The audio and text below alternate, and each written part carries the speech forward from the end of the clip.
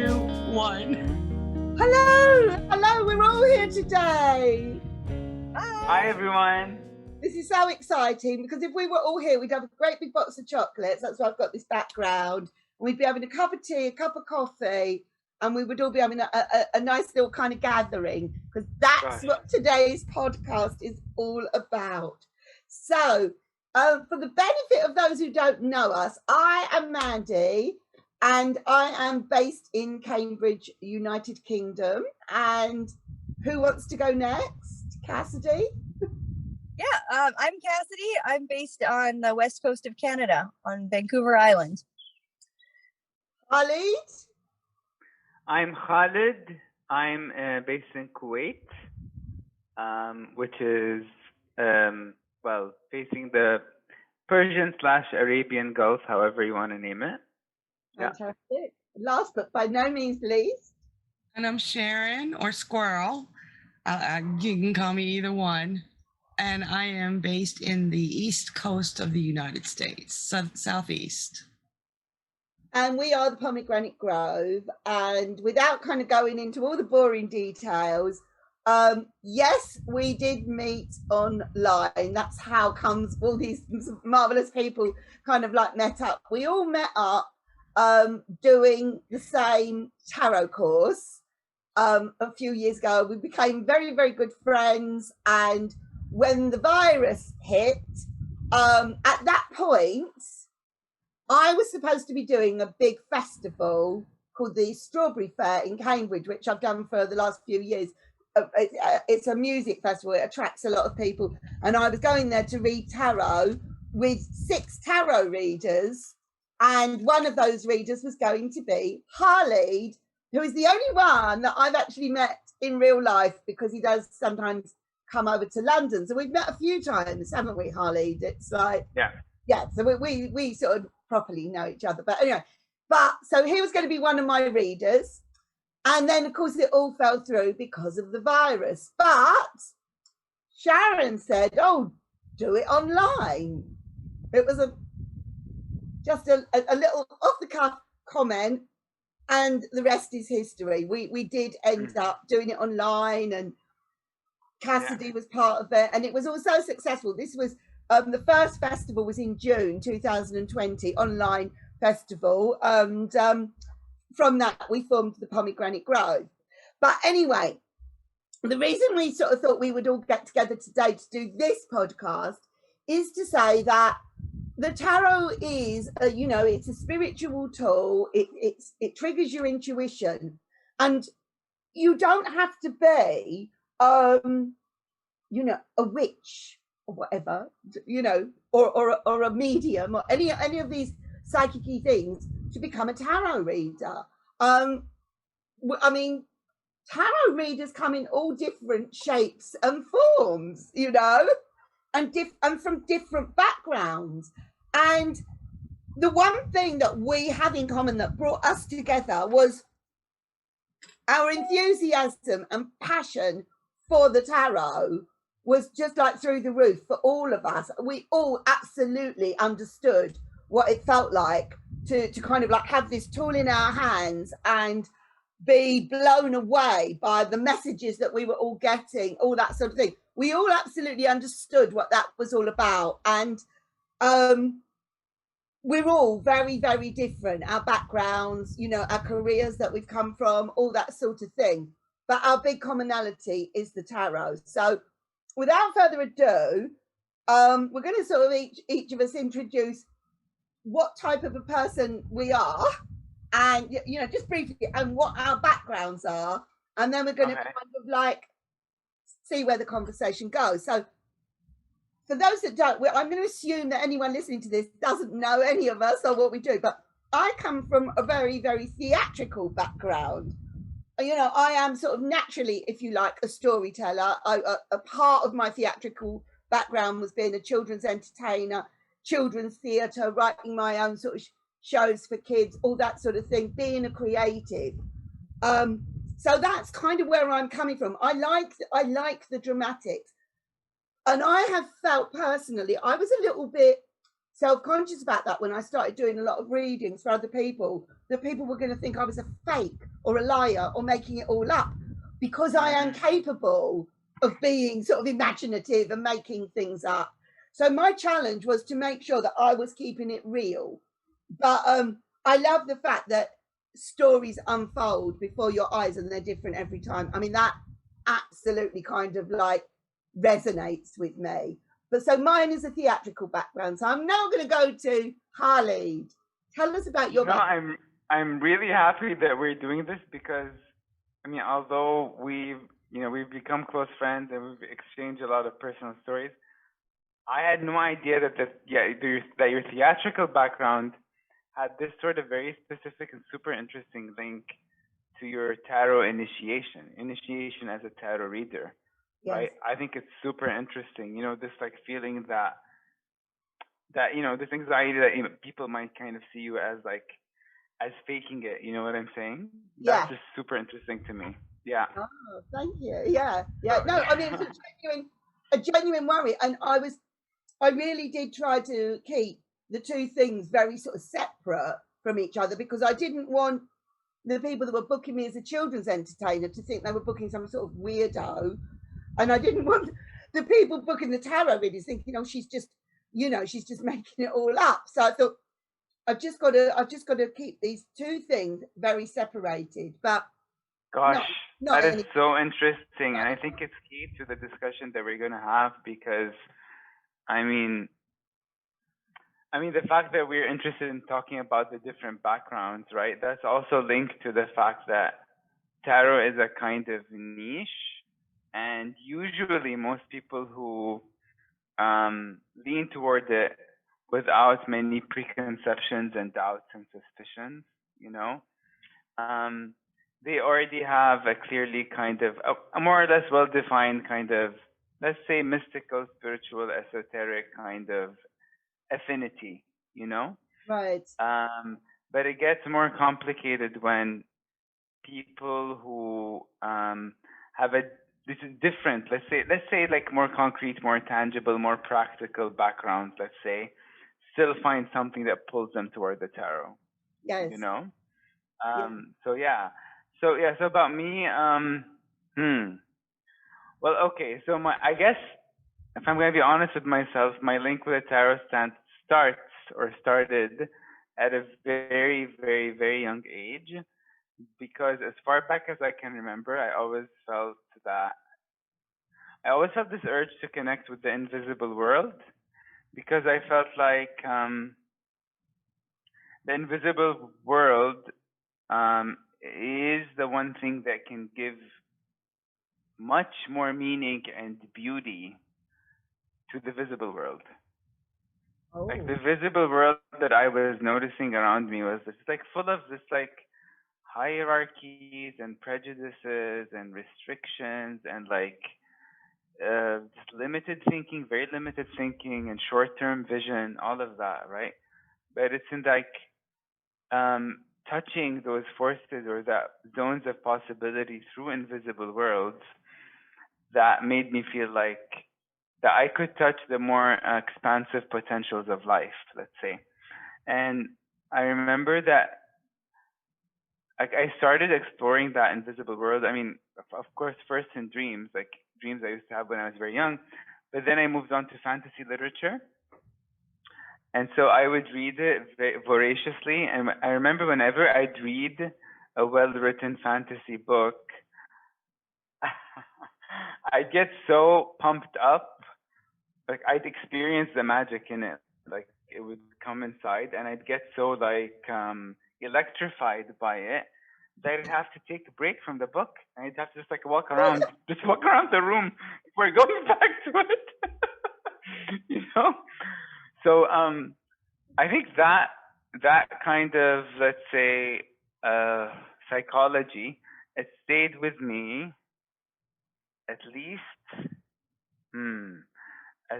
until the beginning or the middle of my years as a graduate student, right? Because that's when I started feeling like from the education that I was getting, that's when I started really absorbing the kind of the sort of like gravity that pulls people to the earth to circumstances that seems inevitable, non-negotiable, things like poverty, things like war, suffering, etc. Um, yeah, that kind of gravity became more and more dense the more and more I read, whether it was literary texts, and you probably know that the classics of literature are almost always focus on very serious dimensions of the human experience, right? Or whether it was theoretical texts that kind of like deconstruct power dynamics, So I'd always feel like that gravity pulling me down, down, down, And that is when my innate kind of magical sense started to shrink. It just started to it just got weaker, And I felt like gravity is heavier than this. Like, how can I keep it alive? And at some point during my years as a graduate student, I discovered the tarot, and I think it just happened randomly. It's not like I was searching for the tarot. I think I saw it in some kind of. I think it was a Barnes and Noble bookstore in New York City, where I lived for 5 years. Okay, and it was a kind of very. It was a. I don't want to be I don't like to be judgmental, but I have to be honest also.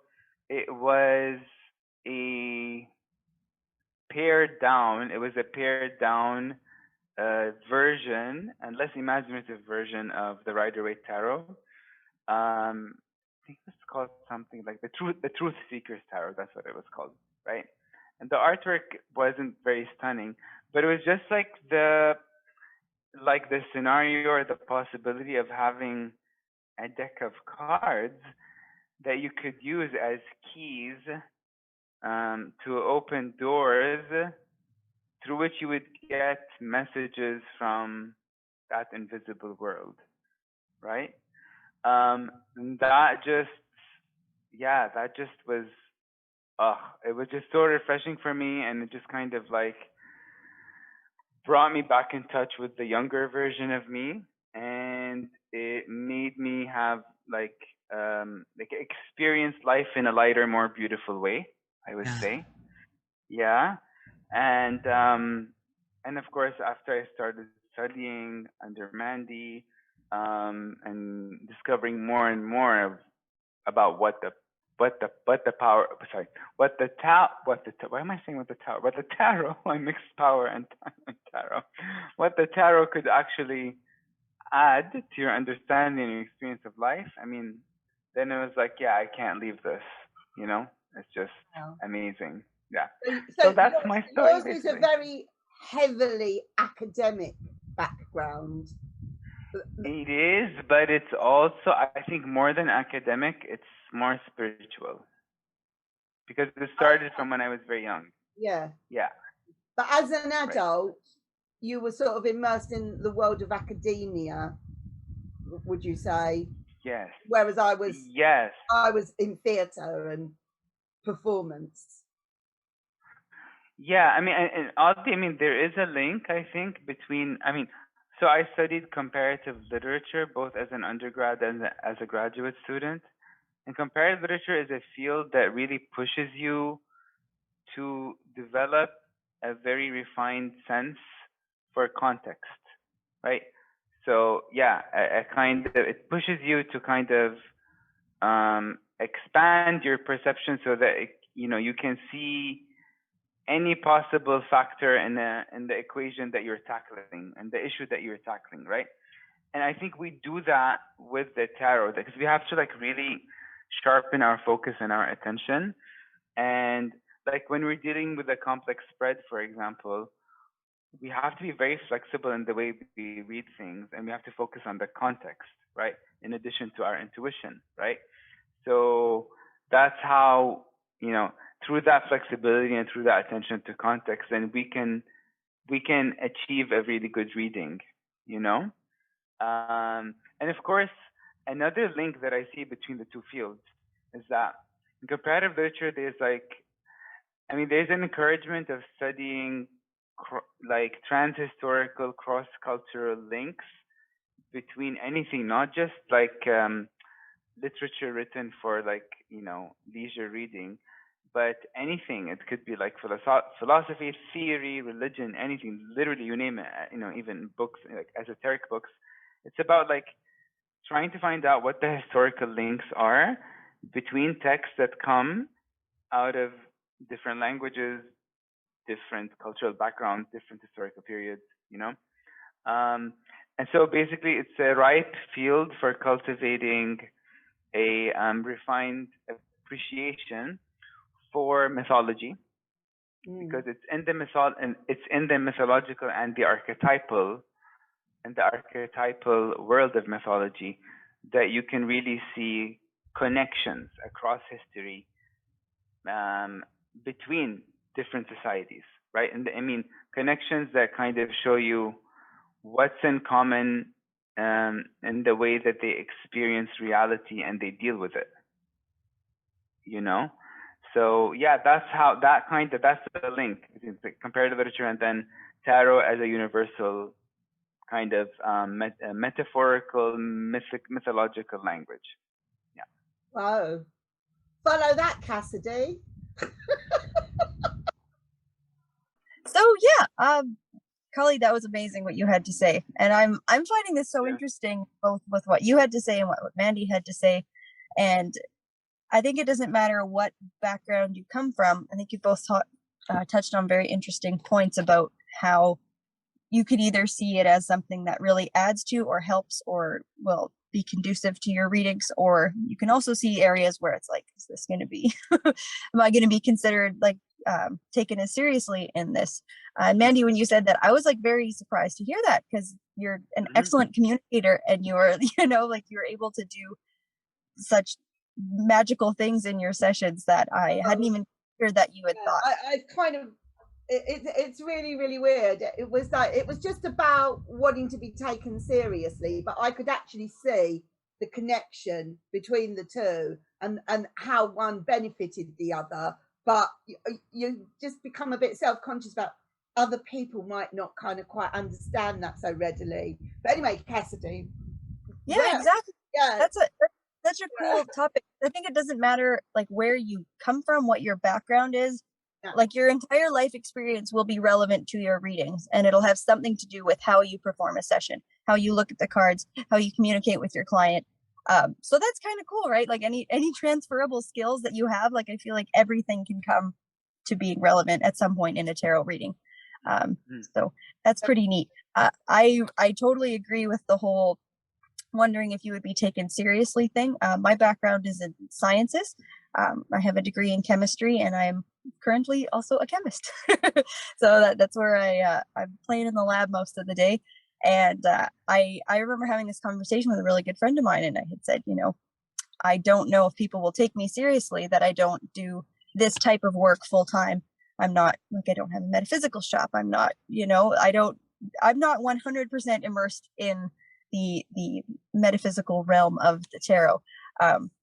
But I have found I haven't found it really to be like an extra credit or a discredit to my readings, but I like what Khalid had to say about how what he had learned in his studies really impacted his reading. And I would think that what I do in my day job and what I learned in university and stuff also really impacts the way that I approach the cards. I'm just a very analytical person. I'm a fairly straightforward individual, and I've gotten very comfortable with not knowing stuff. I'm in research, so you can go many years without understanding something, or a long period of time working to figure something out. So that I still personally don't have a belief surrounding quote how the tarot quote works, which I think is really, really cool, and something else that like drew me to it. And just how versatile it is. I'll ask the cards everything from what should I wear today, or which protein powder should I order, versus, why am I here? What is the purpose of life? What I mean? Like there's just, you can ask it anything. It's like talking to someone or something that just has infinite wisdom and infinite knowledge. So it's been a really phenomenal journey, continuing to learn the cards, working with them, seeing how other people work with them. I still like to get readings and see what other people do. I think it's really interesting. because there's, you know, obviously as many readers, there's many ways to read as there are readers.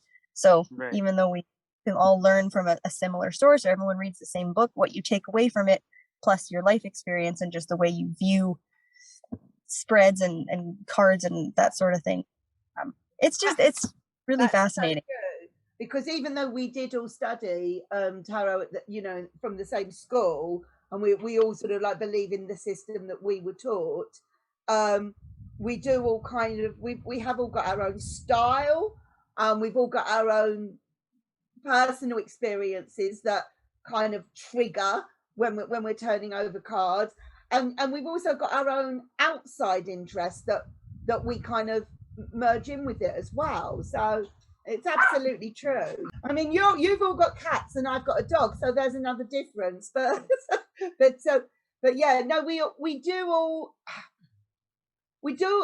I think have our own sort of specialities, if you like, and our own flair with it. And I definitely think we view each other as equals, and we all trust each other's readings 100%. Yeah. We're not machines. We're not just spouting out keywords, or, you know, we haven't learnt it like robots. We're intuitive readers, and that's why our readings are sort of individualistic.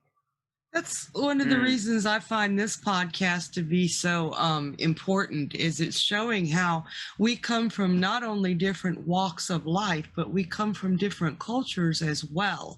And no matter where you come from or what your background is, your relationship with your tarot deck is very personal, and the universe knows who you are, so it's going to speak to you in a way that makes sense to your perception of the world in order to help the person sitting across from you or yourself.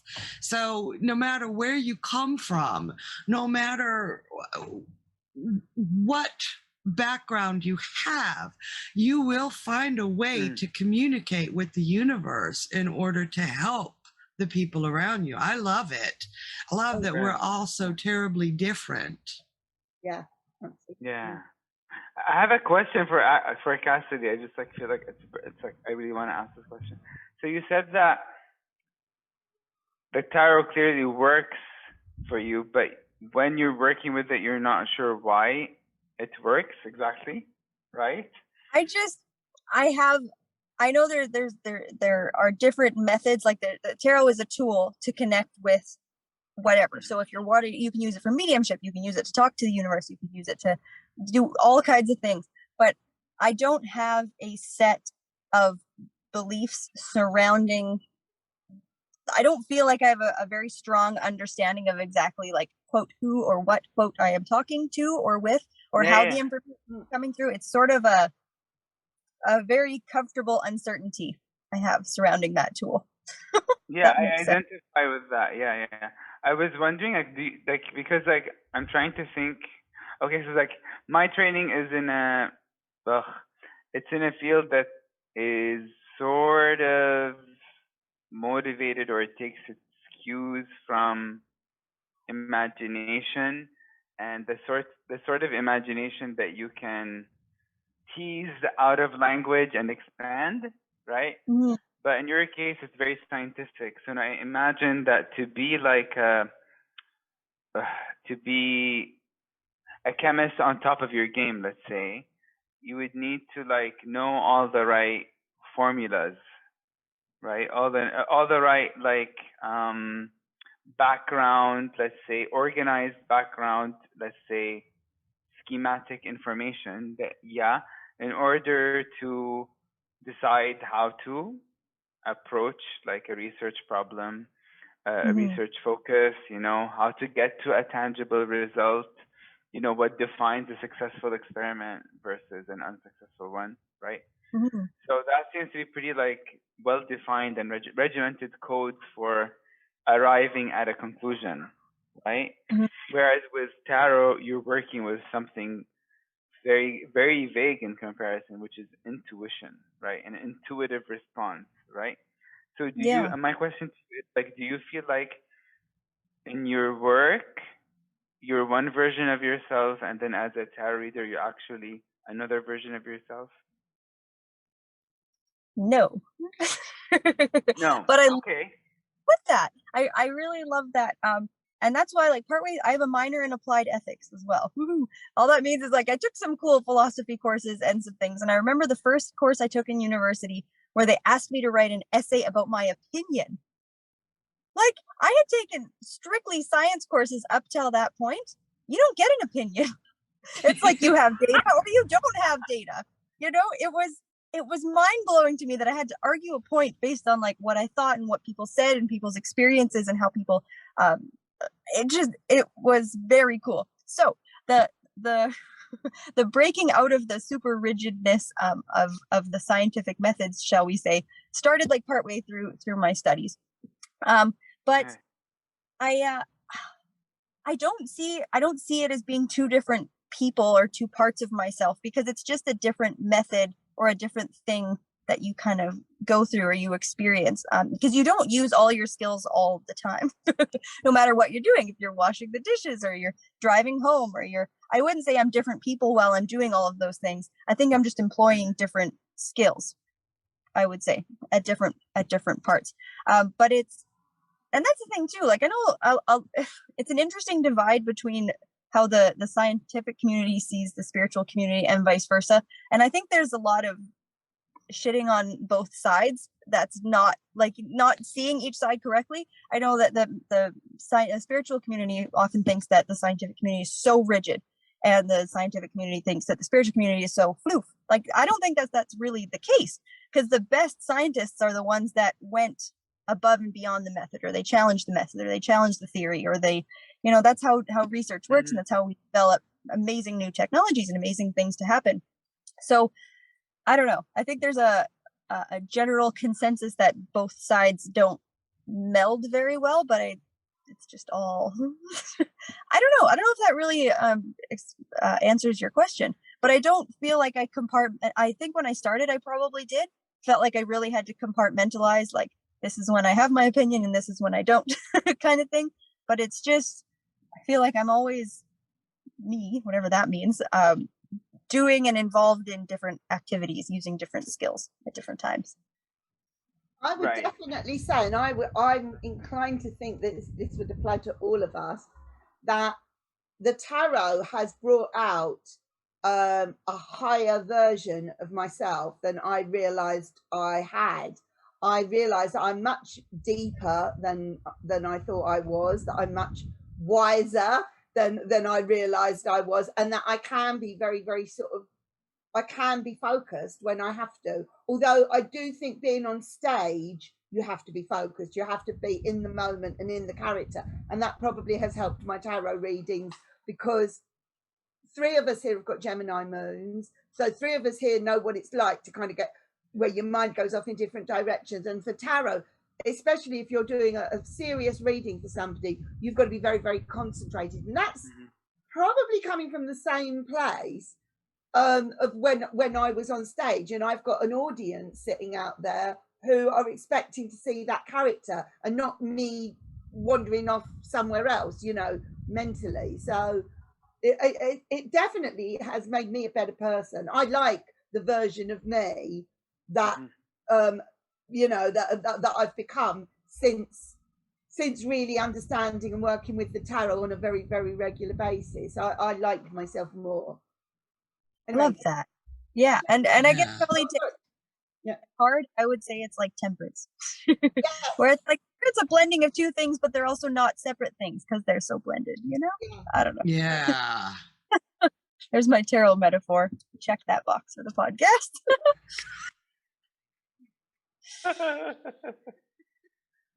So Sharon. Yes. Last but not least here. I have more than one background, familial wise and career wise. On my mother's side, her grandmother was, I believe she was a tea leaf reader. I never read her. Her mother was just slap crazy. We don't count her. And my mother was a palm reader, and I learned tarot or got my first deck of tarot cards at the age of 16. So I was always encouraged to explore that part of myself by my family, although a lot of times we've lived in the South, so I had to hide that aspect of myself. But as far as career and mindset, I have a very military mindset. My grandfathers were Army and Navy respectively. My daddy was in the Army. He always wanted to be a Marine, but he was deaf in his left ear and flat-footed, so the Marines rejected him. So when I came of age, I became a Marine because it was something he never got to do. And being raised as an Army brat and then being a Marine for so long, I think I have a very military mindset, which you probably tell by the way I speak. And often how my card interpretations come out, because the military mind actually does come out in some of my readings, the way I perceive the card, what it's saying in certain ways. And when we've done our card meaning podcast, it's really interesting to see how, when I see a card in a military way, how Mandy in the same way sees it with her entertainment background. And they're not like things that completely clash, but they are different enough to be noticeable. I really enjoyed those. Yeah, I think it's really amazing as well that when people seek a tarot reader, they don't necessarily kind of think, oh, well, I'm going to choose that one because they've got a military background, or I'm going to choose that one because they're scientific. People just have an intuition about who they want to do their readings a lot of the time. I just think it's very interesting when somebody would come to me for a reading, and I've heard myself say, you chose to have a tarot reading. For some reason, you chose to have it with me. And for some reason, the universe has chosen these cards are the cards it wants me to read for you. So let's have a bit of faith in this all round. And I would suggest that you take the advice that's coming through this reading and give it a go, because I didn't demand them to have a tarot reading, and I didn't demand them to have it with me. So the whole thing is intuitive in a very sort of broad sense, and magical and spiritual. And it's I don't know, I just sort of find it fascinating. And also, I know as well that when I need a tarot reading, I've had tarot readings from all of you, and sometimes I'm just instinctively thinking, I'm just going to ask Sharon what she thinks, or I'm just going to ask Cassidy what she might think of that, or whatever. You don't necessarily think hard and deep about who you want to do your reading. Although there's a lot of other readers. I mean, there must be thousands of readers in the world that are very good readers, and I haven't had readings from all of them. But there are just certain readers that I wouldn't trust, and even I just don't feel. I could be wrong not to trust them. I could be completely wrong, but you have to have a bit of faith in the reading or why bother to have it? Why bother to have the tarot reading if you're just looking for a form of entertainment? One thing I'd like to say too, yes, there are readers from all walks of life. Yeah. But one of the things that this group, I've never seen it happen is, and I'm glad, is we don't bring that bias, even though Khalid may have that academic background, Cassidy the scientific. We don't force it into our readings. If it doesn't fit the person sitting across from us, we don't use our tarot as a way to moralize or preach how we see the world. We make sure that what we're interpreting makes sense to the client in a way with, we see it still from their perspective, but we're able, sometimes our perspective is an ability to help them understand the situation, but never a chance to preach at them what we think they should be doing. Oh, no, because it's not our opinion anyway. It's the outside opinion that we're confident and that's the message we're supposed to give. But the readers I don't trust are the ones who try to force their viewpoint. I totally agree.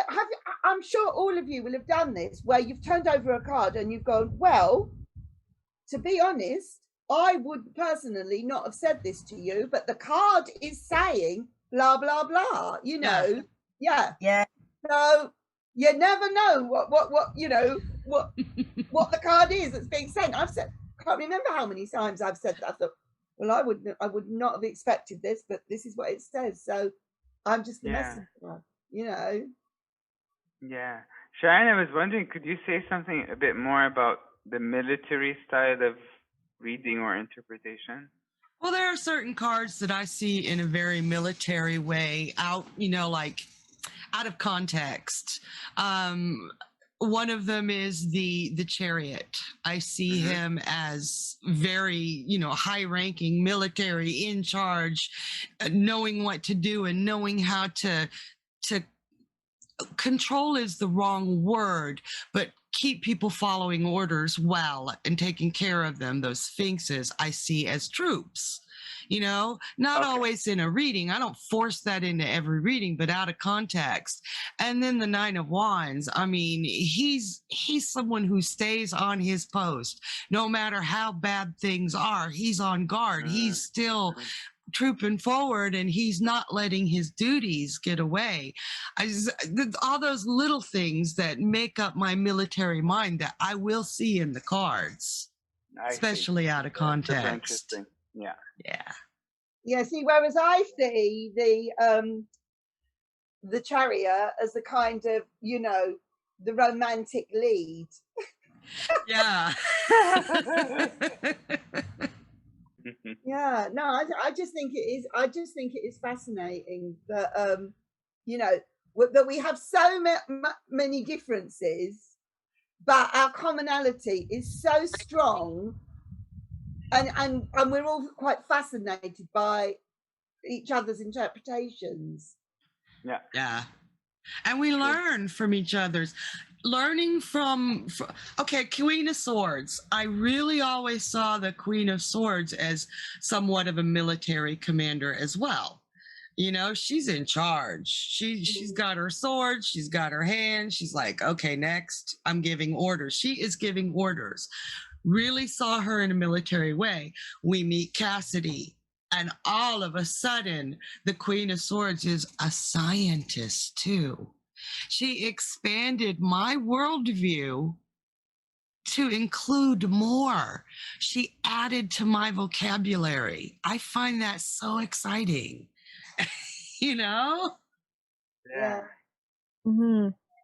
And what you were saying too about not pushing your beliefs on people, that's just a good note in readings in general, right? You have to meet people where they're at. I have read, we are all from different walks of life, and I have read for people from all walks of life. Yes. I don't need to understand their traditional values or their religious beliefs, or I don't need to dive in a deeper way to be able to give someone a reading when you can just tap in through the cards. It's an incredible skill that's just bridging. Any two people, I think, could sit down with a deck of cards, one being a reader from any walk of life to another one, just both being open-minded enough. Yeah. You've got a conversation. Yeah. It's amazing. Absolutely. If anybody is open-minded enough to kind of just, well, all right, let's just do it. Let's just do a little workshop. I don't know if I believe in it or not, but and then you just gave that deck of cards to a complete stranger and started to just ease them into it. It's very exciting for people. They don't realize. Mm-hmm. So, I don't know if we're nearing the end of this episode, but I just got this idea. Okay. If each one of us were to try to distill the essence of each of the others, by correlating it to a tarot card, what would that card be? Do you want to play this game? Yeah, so we've got to say which tarot card I think each of you are. Yes, yes. Okay. All right. You go first then, Harley, because it's your game. Go on. All right. So, Mandy, Oh, right. Page of Swords. Oh, okay. Yeah. The reason is that you've got this kind of like, I feel like you've got this unlimited curiosity, playful curiosity with ideas and no kind of preconditions around it. It's just like you're going with, oh, this idea comes here, let's go with it. Oh, this one, let's go with it, you know? So it's that kind of energy. I feel I can see super that. Gemini, you know? Okay. Like yeah, the young Gemini, you know? Yeah. Cassidy. Okay, Cassidy would be a very complex card. Hang on. I know what sort of card I want it to be. It just needs some time. It's gonna be some time. Probably in your case, Cassidy, I'd have to combine two cards. I don't think one would be enough. One is the High Priestess, and the other is the Queen of Swords. Nice. Yeah. Yeah. Yeah. I love that Queen of Swords. She's my girl. No. Yeah. It's actually a little bit hard because we know you quite well to get away from that Queen of Swords with you. Yeah. And I think if there's sort of something else, but I like the High Priestess. Yeah, absolutely as well. Yeah, definitely. Yeah. And Sharon, for me, you're The town. more like the Queen of Wands. The Queen of Wands.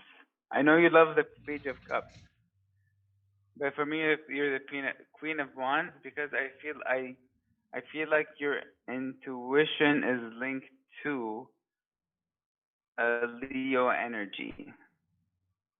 That's just how I feel it. Like it's linked to a Leo energy. It's fiery, and I don't know to what extent you see it that way, but like that's how I intuitively pick it up. And also, yeah, I feel like because like your interest in tarot is also very closely tied to your interest in other like esoteric and slash occult matters. I feel like that's like the link between the queen and the cat, the black cat at the bottom. You know? Okay. So Queen of Wands for you. I can't believe we've never played this game before, actually. Neither. No, this is so cool. Can I go next? Yeah. Yeah. Okay, so all right, so I've got to go Queen of Swords as well for Cassidy. You've just kind of adopted her, really. I do also see you as the star, Cassidy, because she is just incredibly physically beautiful, and also you just seem so sort of comfortable within yourself. You really do. I've never sort of felt that you were stressed or troubled or anything. You do seem very calm. So I think you deserve that as well as the Queen of Swords. Okay, Khalid. Okay. I'm super interested now.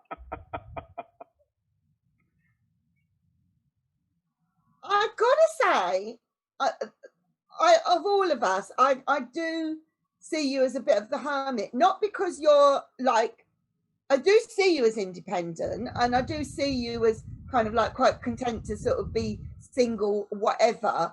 But you know, you're also very sociable. But it's your intelligence and you live on a sort of a higher plane, and that's why I immediately think of the hermit for you.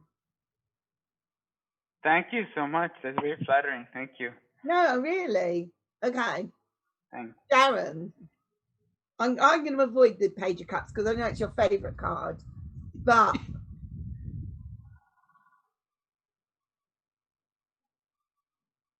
I'm sorry about this, right? I'm going Hierophant reversed. because you are so unconventional. You are so anti the establishment. You are so kind of not materialistic, right? You are just so everything the Hierophant isn't. That to me really captures the Sharon that we all know and love, right? You know, it's kind of throw out all kind of preconceived expectations or traditions or anything, you know, predictable. You are just kind of, you're legal, you know, you live with under the banner of the wherever it is, the laws that you live in, but you just live life your own way. That to me is Hierophant reversed. I'll take that. As long as he's reversed. Jeez. Oh, absolutely reversed. He's absolutely reversed. Not tilting upwards in any way whatsoever. Okay. I just almost think the fact that you hate him so much adds to the fact that you just are him in reverse. Never thought about it before that Harley suggested this game, but yeah. Kind of fun. Yeah. And you do own a tiara, to be fair. I do. So and it's a beautiful tiara. Yeah, you do. Thank you for suggesting. Okay. Sharon, do you want to have a go? Cassidy is my Queen of Swords. She is totally my Queen of Swords. And I do love the star for her. I hadn't thought about it. I'm so focused on that Queen of Swords, but the star does suit you. The star does suit you. I agree. Yeah. Mandy shares my husband's card and my heart. Mandy is my magician. Ah. Mandy has been my magician since the moment I met her. She makes things happen. I said, why don't we do a festival online? 3 weeks later, Mandy cracking the whip. That festival happened and it was good. She makes things happen, things just out of thin air. She is a magician of the highest order. Yeah. Wow. I feel bad now that I called you the Hierophant reverse. I'm gonna add on the world card, but yeah, I'm loving being the magician. Yeah, sorry. Yeah. And Holland, I've been thinking since we started, because I know who my cards from Andy and Cassidy are, always have. And I'm going to go with King of Wands in a good, positive way, because the King of Wands isn't afraid to do what he believes in. He's full of passion. He takes advice. He doesn't always have to listen to it, but you're never closed to it. You're always open to what that little lizard or somebody has to say with you, but you still act with conviction and passion and strength. And I love that about you. Thank you. Thank you so much. Appreciate it. Yeah. It was fun. It's hard though. I've got you turn. each down to you each have about 3 cards that I've got you down to. And I'm having a hard time. I'm really feeling a blend here. Okay. Well, why don't I just say what they are? Because then I don't have to miss out. Okay. Khalid, 3 cards I have for you. I agree with the Hermit. I also see the Hierophant and the Death card. Because you're just a question mark to me.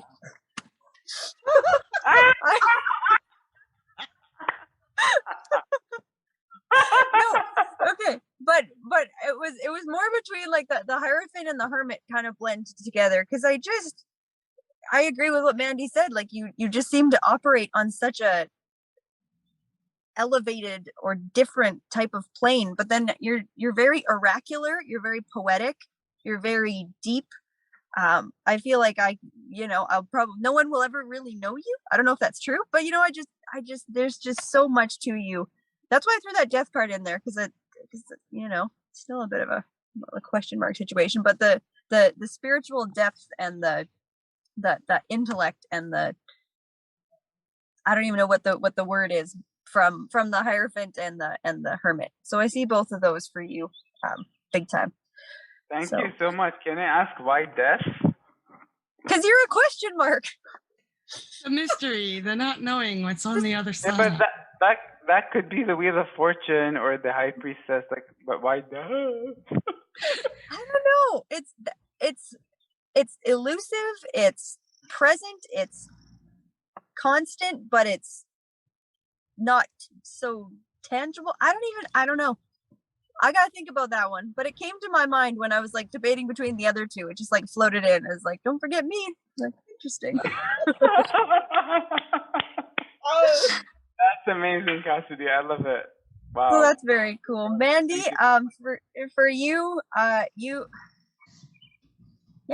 think I can. Well, no, I can't go less than 3. So I agree with the Magician as well. I really see you as a magician. I also see you in the World card and the Queen of Cups, big time. oh. I especially that Queen of Cups too, just being very, very intuitive, very perfect in every situation. I feel like that Queen of Cups, you could just plop her from a like on stage to like running a funeral to like you know what I mean? I just feel like you really thrive everywhere. And I feel like that's why I see the Queen of Cups. With the World as well, I just think you're a star, like, you know, in a different way from the star, but like you're just I really see you in that World card. And the Magician, largely for the reasons that Sharon mentioned as well. You get shit done. You're very organized. You're very, what's the word? Keep things in motion. I don't have great words. I like the driving force. Resourceful as well. Yes. So resourceful. All of the above. I don't read cards with keywords, so when I'm trying to say keywords about these cards, it's very challenging. But those are kind of the reasons I would say for those. And Sharon, no one's given you your Page of Cups yet, but that was like one of my initial thoughts for Thank sure. you. And part of that is because even when I was learning the cards, you really blew that card open for me. So I just have that association in my mind with how much that Page of Cups can have to offer. But I really see as well the Justice card. I've seen you turn into your Justice upright over the past couple years, really speaking your truth, holding your ground, doing what you like. Just I really see that Justice card as well. And your third one is the Strength card. Because I just, even when we talked the other day, you said you don't feel like you're necessarily the most nurturing type all the time, but like I totally disagree. Oh I feel like you're really there for everyone or anyone that you care about. There's just so much genuineness and genuine authenticity brought in your connections with people. Those would be the 3 cards that I would say for you. And you know that the fun, bright joyfulness of the Page of Cups with the depth of justice and strength. Lovely. Thank you. Amazing. What a good game. I That really was like fun. that game. Finale to our podcast. Spur of the moment. I don't know. Just Oh, it was perfect. So yeah, so I hope you all enjoyed this podcast as much as we all did. So we all can't get out the door now. Our heads are so big. So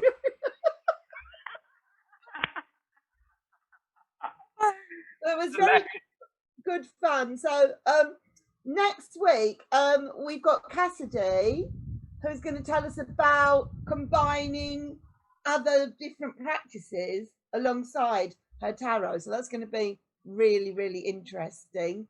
So we will see you then. And in the meantime, Cassidy, could you give the little speech? Oh, yes. Okay. If you're watching this on YouTube, please like and subscribe and comment and all the rest. If you're listening to us on a podcast, you can comment or download or like or follow or whatever you can do with podcasts. We appreciate all of your support. We also have a Patreon, which is really exciting. We actually just got up and running, so we have 4 monthly live events. Plus you get discounts and all kinds of cool stuff. So check that out. For other information on our upcoming stuff, check our website, www.thepomegranate.grove.com. we all do readings. All the rest, I don't know. Oh, yeah. just come hang out with us. We really appreciate everybody listening. So let us know if you have anything you want us to cover. Send us an email or shoot us a message or our contact form. We always like to hear what people want us to say. Over and out. So see you next time. Bye for now. Bye, y'all. Yeah. Take care, everyone. Bye. Thank you for engaging with us. Please like, subscribe and share.